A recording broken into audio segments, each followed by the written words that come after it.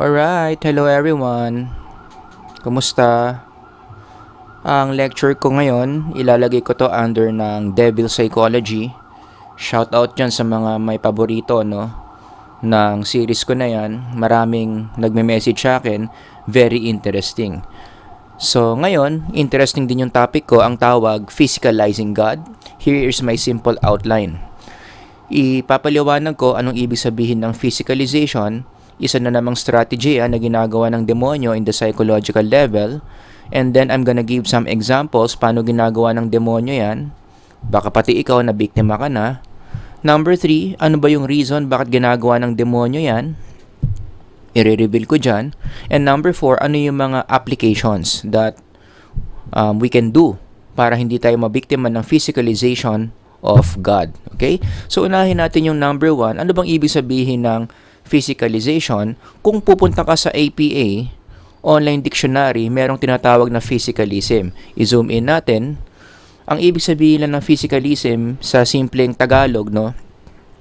Ito yung paniniwala na lahat ng mga bagay-bagay sa mundo can be explained by physical things. Lalong-lalo na in the field of psychology, kapag sinabi mo ang isang psychologist is a physicalist, also known as materialist, naniniwala siya na yung mga psychological experiences natin pwedeng ma-explain ng physical reasons. Bakit ka nai-inlove sa asawa mo? Kasi mataas ang oxytocin level mo nung nakita mo siya. Kaya ka na-inlove. So wag mong sabihin na binigay kasi ni Lord sa'yo yung asawa mo. Kaya mahal na mahal mo yung asawa mo kasi nagkataon tumaas yung oxytocin mo nung na-meet mo siya, kaya mo siya mahal. So lahat na lang ng psychological experiences natin, ipapaliwanag using physical causes. So number 1 dyan, syempre yung hormones. Okay? Number 2 dyan would be the different parts of the brain. Kaya mo lang naman nasa-sense si God kasi yung temporal lobe mo masyadong malakas. Kapag sinisilip natin sa MRI, you get the point. Ang tawag dyan sa ganyang way of thinking is physicalism. Okay? So nasa APA online dictionary yan. Ngayon, itong physicalization na i-discuss ko in this lecture, more on the spiritual realm pero related pa rin sa physicalism. Ako naniniwala na yung physicalism na nangyayari sa psychology, demonic in origin yan. So ito yung physicalization in the demonic realm, no? Ang ibig sabihin lang yan, this is the process of making people believe that there is no spiritual realm and everything is just physical. So, isa itong process na kung saan pinapaniwala ang mga tao na ang buhay, na ang mundo, kung ano lang yung nakikita mo physically, yun lang yun. Hindi totoo na may spiritual realm, hindi totoong may Diyos, hindi totoong may heaven, hindi totoong may angels, hindi totoong may demonyo. Again, the process of making a person believe that, anong tawag doon altogether with physicalization, which, sinasabi ko ngayon pa lang, a big lie from the devil. Isa yang kasinungalingan na pinapakalat ng demonyo sa mga tao. Kasi ang truth, ano ang truth? Ito ang truth. Na ang reality, meron niyang mga layers. Meron tayong physical layer, ito yung mundo, i-zoom in natin para magets nyo, ito yung mundo, mga physical layer, pero meron mga nanonood ng mga spiritual beings sa atin. Siyempre, number 1 dyan, si God, who is our creator, who is the ultimate spirit, and then marami pang mga spiritual beings, gagawan ko na lang ng ibang lecture yan, who are observing, or even some who are even involved in our everyday life. Yan ang totoo. Okay? Life is more than just the physical. Ang dami-dami mga spiritual beings, mga spiritual events na totoo. But again, ang demonyo, papaniwalain tayo na wala nito. Puro lang tayo physical.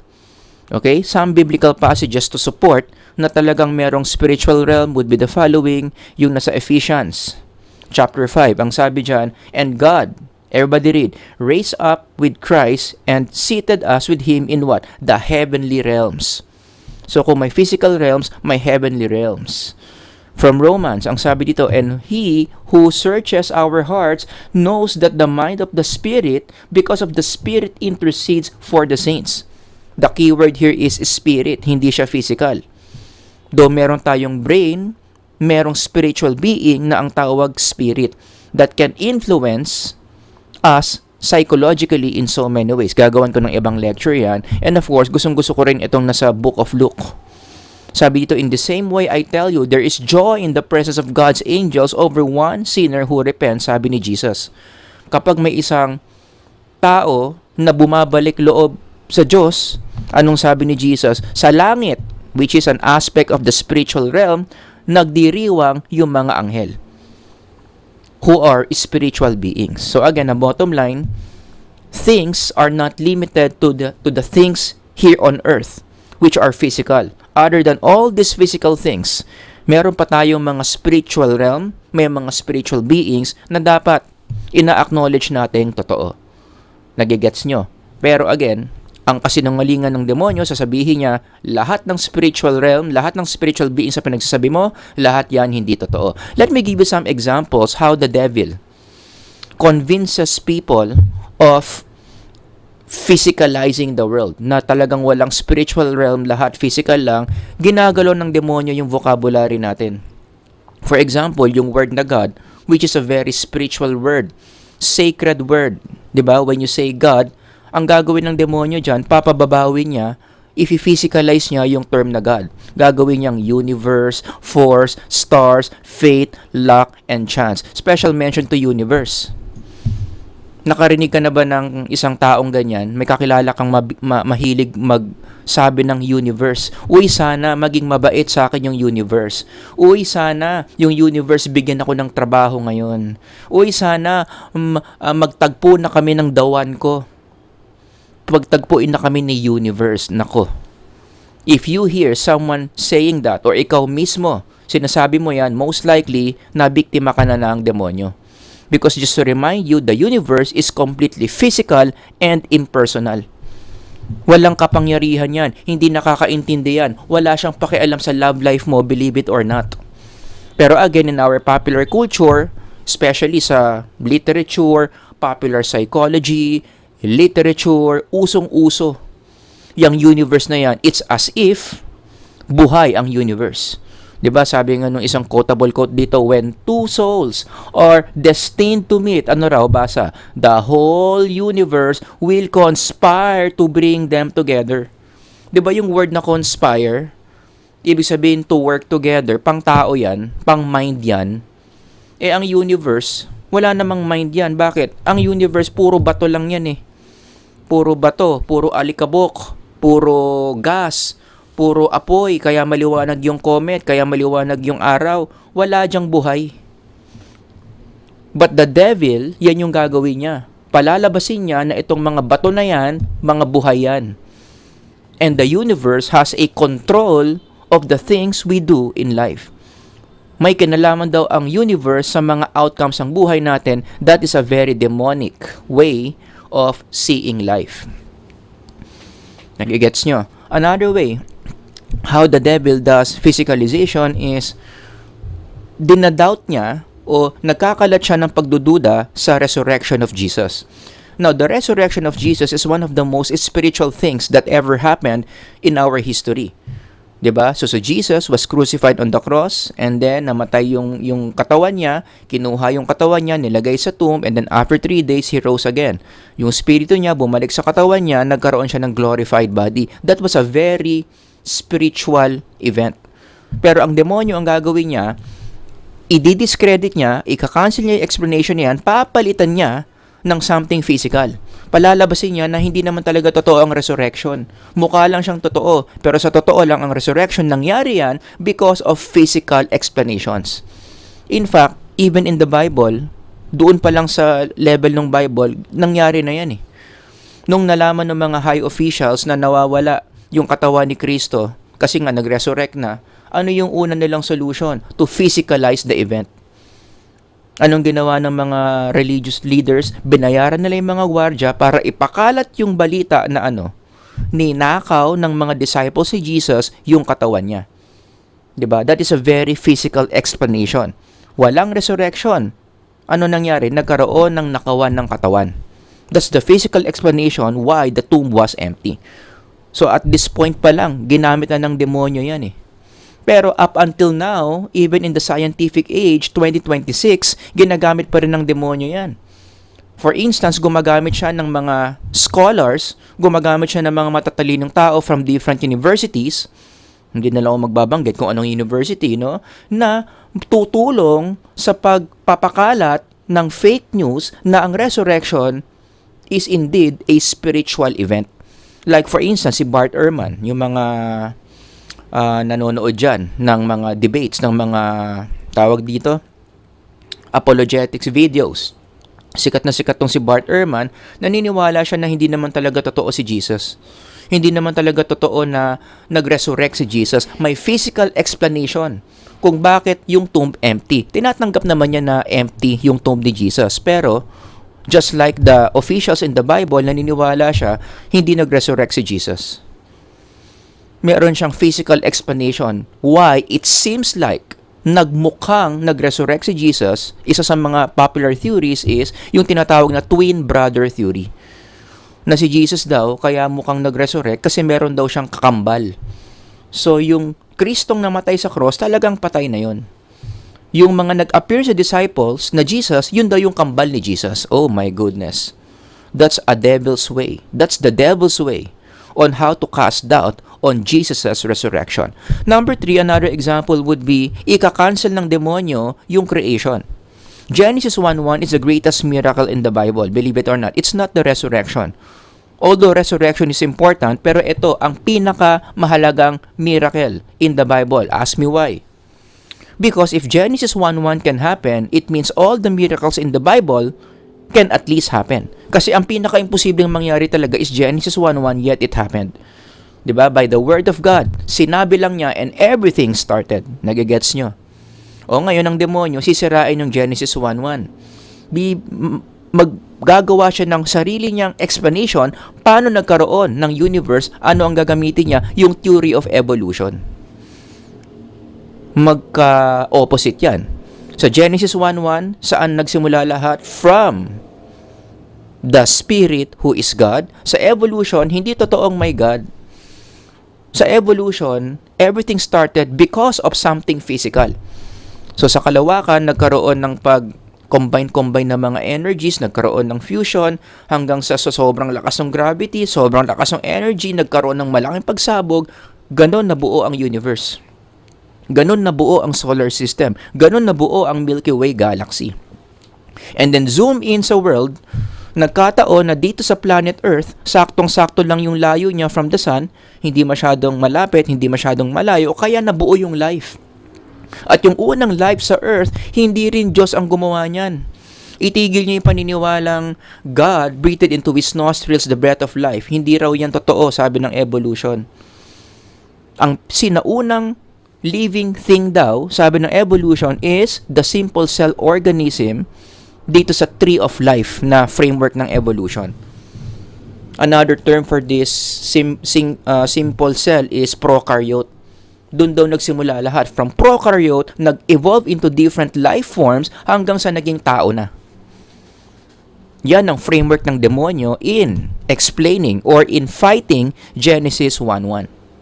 And believe it or not, many people, especially smart people in many universities, believe the theory of evolution.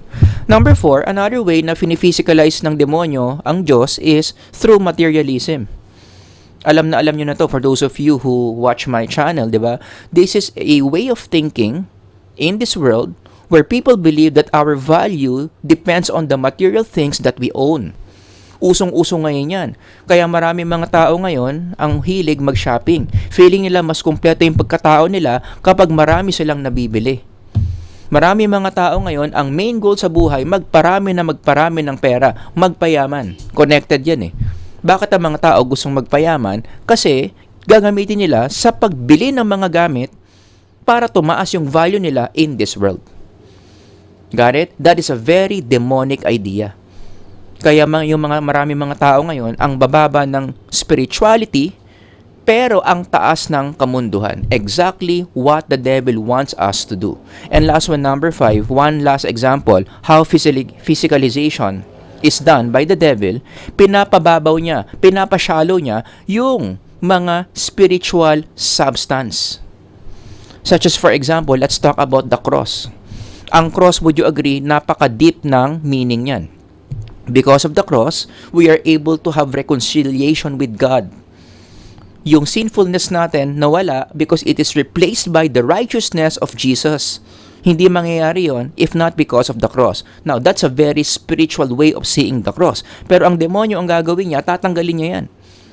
Ipapakalat niya sa mundo na ang cross, ang ibig sabihin lang yan, maganda yan sa fashion. Kaya nauso yung malalaking pendant na cross, nauso yung mga hikaw na cross. Naging gano'n na lang yung ibig sabihin ng cross. It's a fashion statement. Uy, ang ganda ng suot mo, lalo na kapag may pendant kang cross. Oh my goodness. And many young people believe that. Actually, itest mo. Kapag may kakilala kang tao na nakasuot ng cross as a fashion statement, tanungin mo siya, ano ang significance ng cross? Can you tell me the story behind the cross? Anong mga spiritual na nangyari because Jesus died on the cross? Most likely, hindi niya masasagot yan. Ang alam niya, bagay lang yung cross doon sa damit niya. Nagko-contrast kasi naka-t-shirt siyang black eh. Tapos yung cross niya, bling-bling.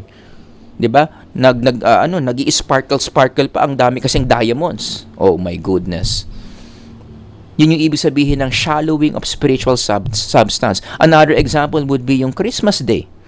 Would you agree Christmas Day is one of the most spiritual days that ever happened in our history?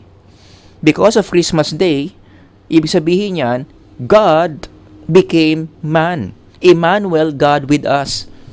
Ang Diyos talagang lumapit sa atin para maligtas tayo from our sins.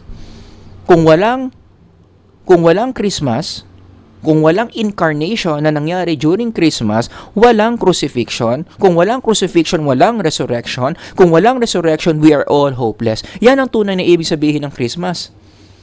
Pero ang ibig sabihin ng Christmas for many people today, Santa Claus. At ano si Santa Claus? He's a very materialistic guy. Tama ba? Pag naririnig mo si Santa Claus, ano ang una mong naiisip? Regalo. He's making a list, checking it twice, gonna find out who's naughty and nice. Bakit?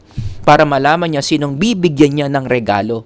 And true enough, Christmas today, naging ganyan na lang yung ibig sabihin. Day wherein nagbibigayan ng regalo. A day wherein pupunta tayo kay Ninong at kay Ninang para bibigyan tayo ng pera. Nawala na yung essence of Christmas, which is about man and God being reconciled. Kaya nga may kanta ng Hark the Herald Angels Sing. Sana naalala nyo pa. Hark the Herald Angels Sing, Glory to the newborn King. Peace on earth and mercy mild, God and sinners reconciled. Joyful all ye nations rise, join the triumph of the skies. With angelic hosts proclaim, Christ is born where? In Bethlehem. Hark the herald angel sings, Glory to the newborn King. Tanungin mo yung mga kabataan ngayon, kung memorize ba nila yung Hark the herald angel sing, hindi nila memorize. Ano ang memorize nila? Santa Claus is coming to town. Kasi ganun na ang Christmas ngayon. The devil is doing a great job physicalizing a day that is supposed to be spiritual. Isingit ko lang din dito si LeBron James ha. Under pa rin to ng number 5. Kung mapapansin nyo, itong packaging ng Nike, it is a way of making the Bible shallow. Kino-connect yung spiritual ideas sa isang tao na magaling maglagay ng bola sa ring na ang pangalan LeBron James. Tignan nyo yung packaging ng Nike, The Chosen One. Di ba yung ganyang term, The Chosen One, kinuha sa Bible yan eh. The chosen people, who is Israel. Ito ginawa, the chosen one. Tapos gagawa pa ng poster yung Nike, we are all witnesses. Di ba yung word na witness ginagamit din sa Bible yan? Na witness ng mga tao, yung mga ginagawa ni Jesus. Pero ito, kinonect sa basketball. Witness tayong lahat sa pagdakdak ni LeBron James ng bola doon sa ring. Tapos ika-crown pa si LeBron James. Anong tawag sa kanya? King James. Sounds familiar? That's one version of the Word of God. King James version. So papababawin. Yung Word of God gagawing player ng basketball. Kaya nawawala na ng spiritual significance yung mga ganyang wordings eh. The Chosen One, Witnesses, King of all kings. Oh my goodness. Nagiging reducible na lang sa isang basketball player na malapit na mag-retire. Am I making sense? Now, bakit ba ginagawa ng demonyo to? Let's go to number 3. Okay? Ito ang goal ng demonyo. Going back to this slide, buburahin niya yung reality of the spiritual realm of spiritual beings. Palalabasin ng demonyo na ang buhay yung nasa planet Earth lang. Kung anong buhay mo sa Earth, yun na yun. Huwag kang mag-isip ng mga spiritual things. Huwag mong isipin si Lord. Kasi walang spiritual things, walang Lord, walang angels. Focus ka lang sa mundo. Bakit niya ginagawa yan? Kasi ito yung tool niya to destroy the human psyche. After all, Satan, the devil, hates God. Isa yan sa mga nature niya. Hate na hate niya ang Diyos. At dahil hate niya ang Diyos, hate din niya ang mga ginawa ng Diyos, especially tayo mga tao to whom God gave us favor, being created in His image. Kaya tayo ang number 1 sa listahan ng demonyo na sirain. And where did it start? Garden of Eden pa lang. Nagsimula na yan. Sinira ng demonyo si Adam and Eve through temptation. By letting sin enter our system.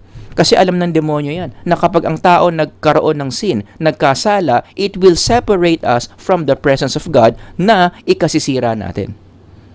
So ito ang game plan niya, no? Ito yung conceptual framework ng demonyo. Kaya ang demonyo matalino to eh. Meron siyang conceptual framework, meron siyang game plan.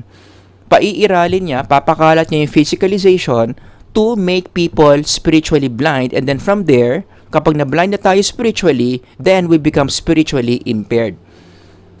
Punta muna tayo dito sa spiritual blindness. I-connect mo yan sa John 15:5.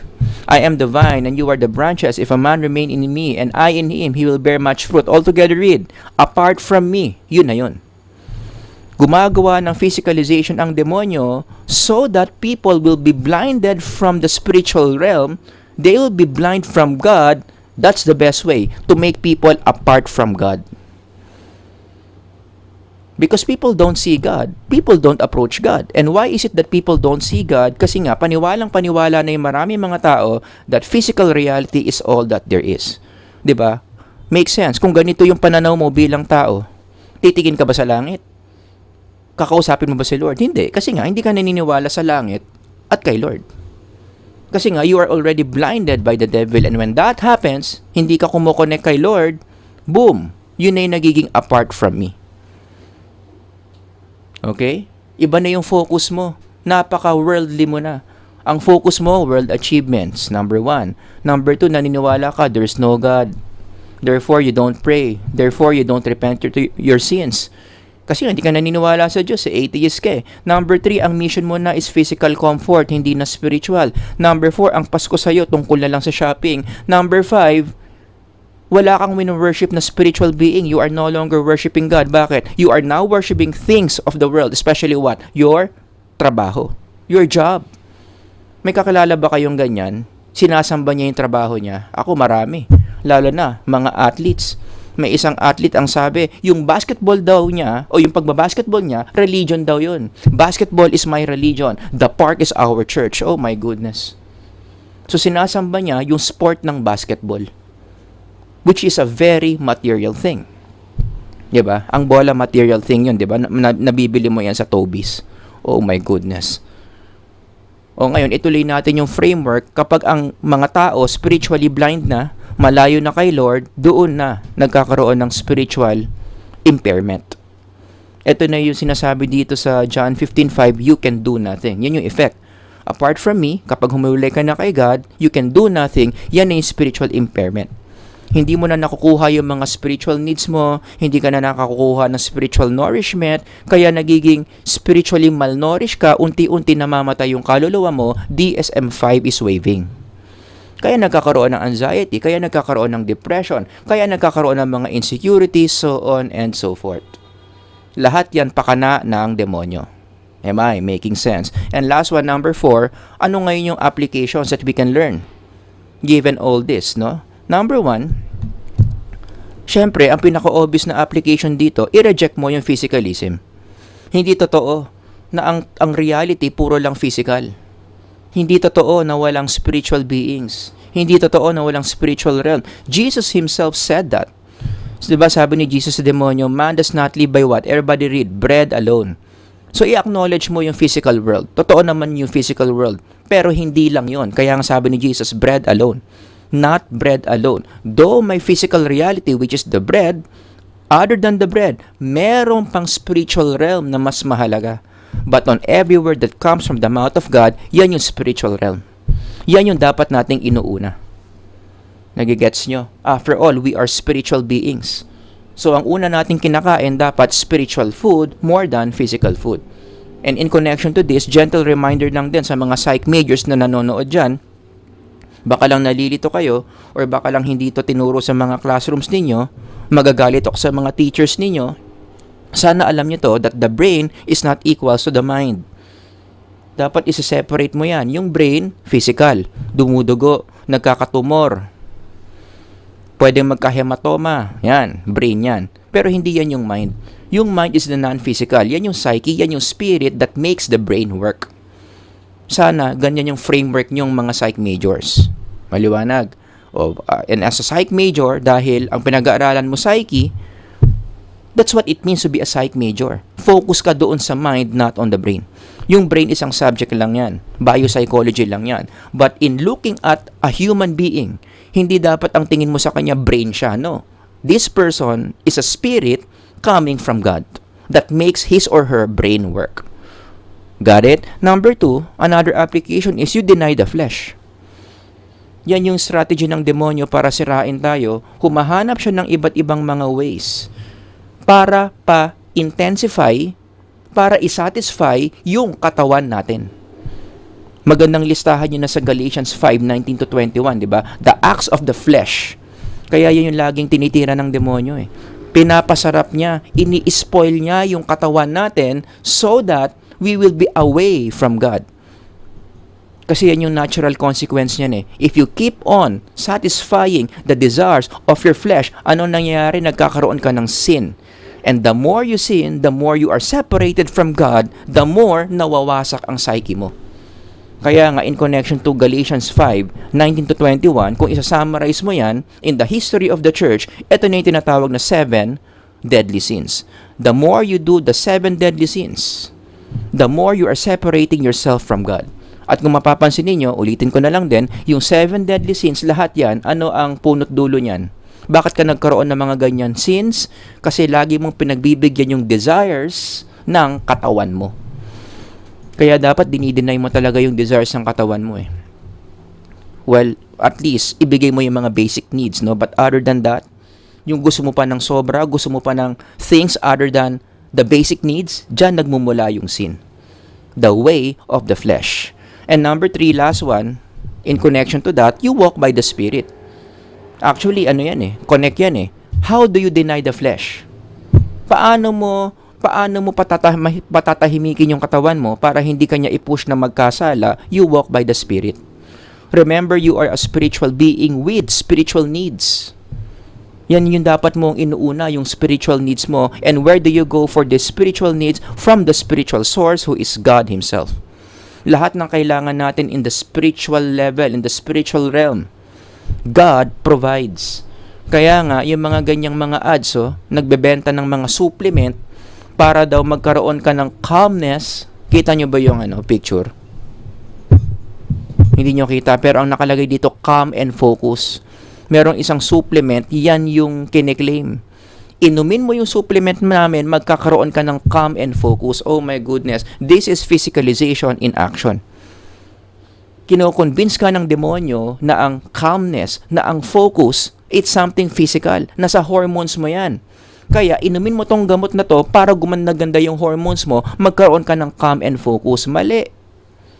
Because calm and focus, para magkaroon ka niyan, you need to go to the source of calm and focus, who is Christ. Jesus, God. Kaya nga, ino-offer niya yan eh. Come to me all who are what? Weary and heavy laden, and I will what? Give you rest. Yan ang calm and focus. Diyan ka pumunta sa spiritual source, hindi diyan sa supplement na yan. But the devil is doing a great job promoting this. At marami mga tao bumibili niyan para magkaroon sila ng calm and focus. Shout out dyan sa mga may iniinom, pampakalma, pampafocus. Number 3, still under number 3, kaya nga, we need to prioritize our spiritual food. Ano ba yung mga spiritual food na dapat lagi mo pinapakain sa kaluluwa mo? O di number 1, studying God's Word. Walang substitute talaga dyan. pagkain ng spirito natin, yung mga sinasabi ni Lord. It is a source of hope, source of nourishment, so on and so forth. Letter B, we need to worship. Letter C, we need to pray. We need to confess our sins. We need to repent. And ito, yung last part, no, we need eternal perspective. Isa yan sa mga needs ng spirit natin. Kailangan laging ma-feel ng spirit natin na meron tayong pupuntahan after our life here in this physical world. Such as the following passages. But our citizenship is what? In heaven. And we eagerly await a Savior from there, and the what? The Lord Jesus Christ. Yung mga binilugan ko dyan are spiritual words. Yan yung kailangan marinig ng mga spirito natin. Things of the spiritual realm.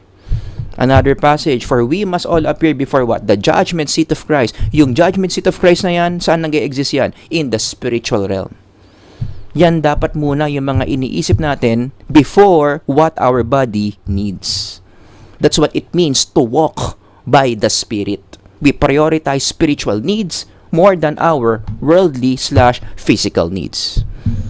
Maliwanag. So, sana lahat mag-ingat kayo sa ganyang ginagamit ng demonyo in physicalizing God. Huwag sana kayong mabulag sa reality na talagang merong spiritual realm. Most importantly, meron tayong spiritual being who loves us so much na ang gusto niya, lagi tayong close sa Kanya. But the devil will not stop convincing people na walang ganyan. Ibobombard tayo ng mga physical things that will make us sin against God so that we can move away from God at masira ang mga psyche natin. So I hope this lecture nakatulong sa pagpapa-aware sa inyo of this tactic by the evil one. Alright? So yun lang. Kung meron kayong mga questions, comments, ilagay nyo lang dyan sa baba. Sir Howard here. Until the next lecture, God bless everyone. Bye-bye.